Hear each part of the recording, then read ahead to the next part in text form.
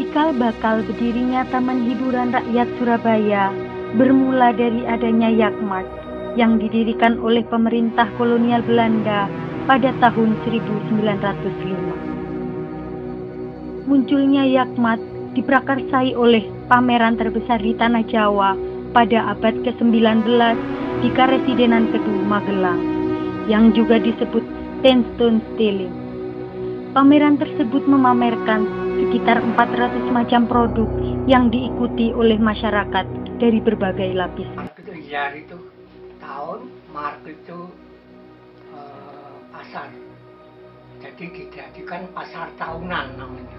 Pasar tahunan zaman Belanda yang dibuka tiap tahun itu hanya 1 bulan. Jadi tiap tanggal 31 Agustus itu hari lahirnya Wilhelmina, jadi Ratu Belanda zaman itu. Sebelumnya, tempat penyelenggaraan Yakmat berpindah-pindah karena disebabkan lokasi yang tidak memadai. Tujuan dari didirikannya Yakmat tersebut adalah untuk memamerkan hasil bumi, produk kerajinan, dan barang dagangan lain. Selain itu, Yakmat juga dimanfaatkan sebagai sumber pendapatan pemerintah kolonial Belanda untuk menambah kas negara. Digelar di situ sebagai contoh bahwa tanaman-tanaman di Indonesia itu bagus sekali dan itu berguna untuk impor, untuk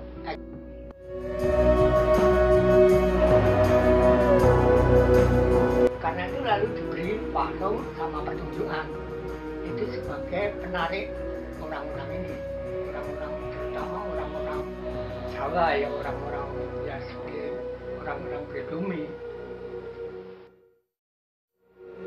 Yakmat juga pernah mengalami kevakuman pada tahun 1916 hingga 1917 yang diakibatkan oleh Perang Dunia I. Hal tersebut kemudian berdampak pada sistem pengelolaan Yarmak yang beralih kepada promotor-promotor Cina pada tahun 1918. Kemudian perkembangan selanjutnya, pengelolaan Yakmat dari tahun ke tahun dikelola oleh pihak swasta dengan sedikit bantuan pemerintah kolonial Belanda.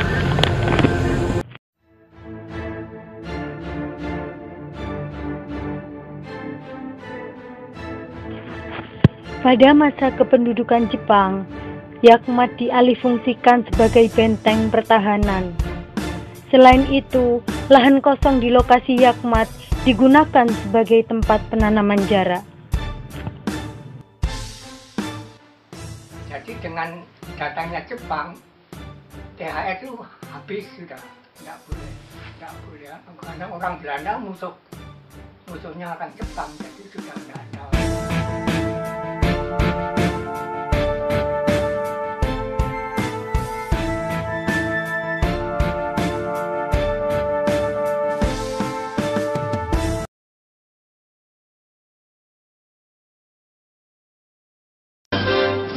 Proklamasi.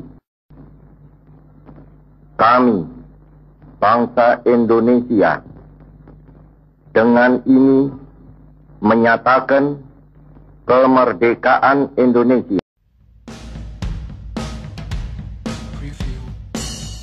Pada pasca kemerdekaan, masyarakat Surabaya mulai membutuhkan hiburan yang dapat dinikmati sehari-hari. Kesenian ludruk menjadi salah satu pertunjukan tradisional yang digemari masyarakat Surabaya. Hal ini kemudian memprakarsai berdirinya Pekan Raya Surabaya sebagai solusi pemerintah untuk mengatasi permasalahan tersebut. Pekan Raya Surabaya terletak di lapangan yang sebelumnya digunakan sebagai Yarmak. Pekan Raya Surabaya. Jadi ada sopirnya juga ada, kayaknya seperti zaman ditambah ini kereta api yang khusus mengangkut orang-orang Sidoarjo malah sampai panggil sampai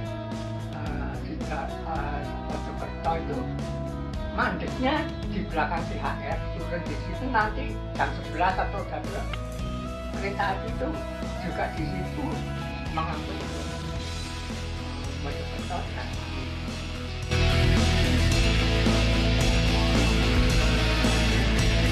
Maka pemerintah mengambil alih tempat tersebut pada tahun 1960-an. Pemerintah Kota Surabaya menjadikan Pekan Raya Surabaya sebagai tempat hiburan permanen dan dibuka setiap hari. Pemerintah Kota Surabaya menamakannya dengan sebutan Taman Hiburan Rakyat Surabaya yang sesuai dengan Keputusan Wali Kota Kepala Daerah Kota Praja nomor 284/K tanggal 3 Mei 1961.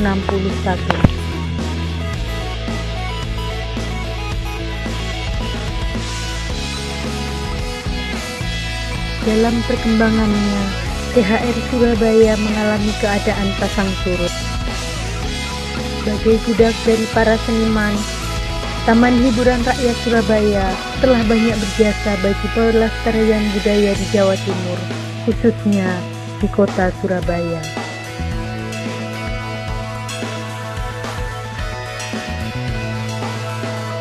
Pak Robo di sini sempat mau diusir oleh Pemkot, ya, tapi saya mempertahankan sampai hari ini. Kalau kesenian tradisional, terutama wayang orang ketoprak dan duduk, ya kasarannya ngomong saya pertahankan sampai titik saya bisa.